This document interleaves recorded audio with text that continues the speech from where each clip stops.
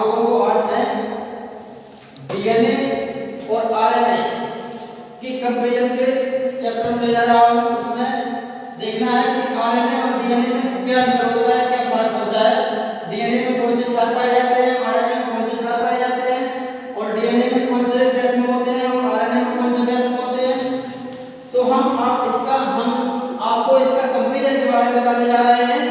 तो इसमें देखिए डीएनए आरएनए, पहले तो समझिए कि डीएनए का मतलब क्या होता है। डीएनए का मतलब होता है deoxyribose nucleic acid, deoxyribose nucleic acid, और आरएनए का अर्थ होता है राइबोज न्यूक्लिक एसिड। इसमें न्यूक्लियोटाइड्स राइबोज शर्करा पाई जाती है, और इसमें आरएनए और डीएनए में डीऑक्सीराइबोज न्यूक्लिक एसिड शर्करा पाई जाती है।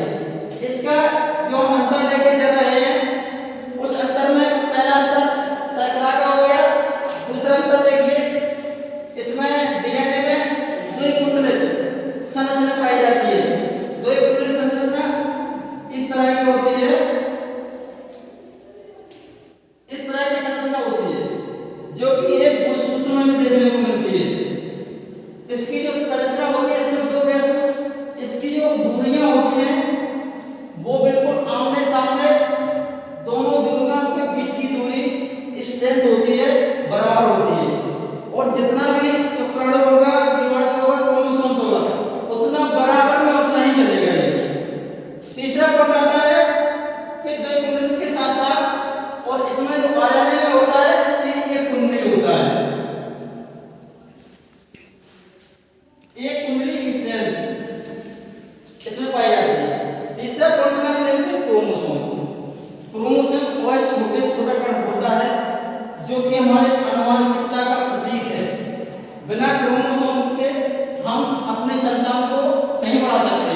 जैसे कि एक पीढ़ी से दूसरी पीढ़ी में जाने के लिए हमें जीनों की जरूरत पड़ती है, जीन की जरूरत पड़ती है, और वो जीन हमारे पीढ़ी एकांतर से आते हैं, और पीढ़ी एकांतर से आने के बाद उसके ही द्वारा हम अपनी दूसरी पीढ़ी को अपने ही जैसी हम शकल की दूसरी पीढ़ी तैयार करते हैं, वो क्रोमोसोम्स के द्वारा। लेकिन राइट, ये देखिए इसमें जो आरएनए है, आरएनए में इसकी जगह, गुणसूत्र की जगह आरएनए में होता है साइटोप्लाज्म, इसको कहते हैं जीवद्रिप। जबकि जीवद्रिप को हक्सले ने जीवन की कोशिका का आधार कहा था, कोशिका का आधार कहा था हक्सले ने इसको, जीवद्रिप को। तो गाइस चौथा पॉइंट हमारा आता है डीएनए में एडेनिन, ग्वानिन, साइटोसिन और थाइमिन, ये चार बेस में होते हैं। लेकिन आरएनए में थाइमिन की जगह यूरेसिल क्षार पाया जाता है। पांचवा पॉइंट इसमें दो प्रोटीन होती हैं, एक पिरामिडीन प्रोटीन, एक प्यूरिन प्रोटीन, जो कि डीएनए में ये दोनों प्रोटीन जो होती हैं, पिरामिडीन और प्यूरिन प्रोटीन, ये दोनों समान रूप से कार्य करती हैं। जबकि आरएनए में ये असमान रूप से कार्य करती है। कोई जरूरी नहीं है कि जैविक काम करो वही काम हम भी करें, कोई जरूरी नहीं है, कोई आवश्यकता नहीं होती है। अगला पॉइंट राइट, अनुवांशिक पदार्थ। ये डीएनए जो होता है इसमें अनुवांशिक पदार्थ होता है, और अनुवांशिकी की खोज करी थी किसने?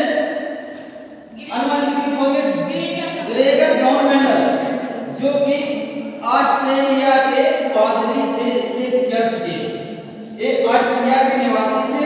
वहाँ एक पादरी थे जिसे फादर बोलते चर्च में, क्या बोलते हैं? फादर। वहाँ के जो निवासी थे, वहाँ इन्होंने एक खेत में एक मटर के पौधे पर, मीठी मटर पर उन्होंने एक प्रयोग किया था, मीठी मटर। जबकि मीठी मटर का बॉटनिकल नेम होता है पाइसम सैटाइवा, पाइसम सैटाइवा, मीठी मटर।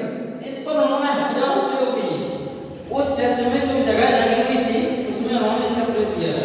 पहले एक बीज बोया, उसके बाद एक से दो करे, एक पौधे से 4 पौधे हुए, 4 पौधे से 10 पौधे हुए, 10 पौधे से हजारों पौधे हो गए। तब उन्होंने देखा कि इसमें अल्टरनेशन ऑफ जनरेशन, जो कि पीढ़ी एकांतर एक पीढ़ी से दूसरी पीढ़ी में बराबर ट्रांसफर होती रहती है, जिसके कारण देखा है किसी व्यक्ति में क्या होता है कि किसी व्यक्ति 5 अंगुली की जगह 6 अंगुली हो जाती है, किसी की जगह 5 अंगुली की जगह 4 अंगुली रह जाती है। ये क्या होता है? ये एलिल होता है, राइट, जिसको बोलते हैं एलिल्स।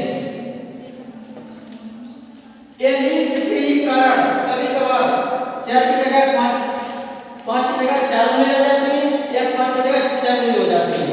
ये पीढ़ी एक पीढ़ी से दूसरी पीढ़ी में बराबर को आपको देखने को मिलेगा, राइट। और लास्ट का जो अंतर है वो है